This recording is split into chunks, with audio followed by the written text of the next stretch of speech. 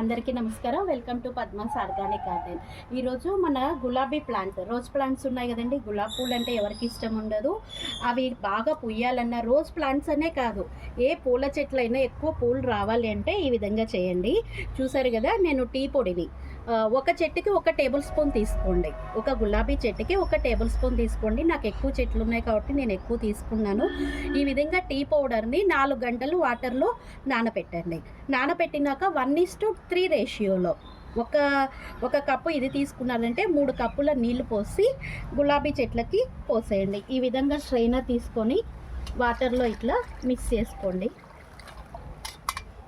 చూసారు కదా, 1:3 రేషియోలో తీసుకున్నాక చక్కగా ఏ పోషకాలైనా ఇట్లా చెట్టు మొదల్లో ఇట్లా కొద్దిగా పోసేసి చెట్టు పైన కూడా ఇట్లా స్ప్రెడ్ చేయండి. లైట్గా ఇట్లా స్ప్రింకిల్ చేయండి. మీ చెట్లకి మంచి ఫ్లవరింగ్ వస్తుంది. ఏ పూల చెట్లకైనా ఇది పనిచేస్తుంది. ఇది ఒక బెస్ట్ లిక్విడ్ ఫర్టిలైజర్ అండి. ఈ లిక్విడ్ ఫర్టిలైజర్లో వీక్లీ వన్స్ అయితే మనం కంపల్సరీ ఇచ్చుకుంటూ ఉండాలి. Thank you.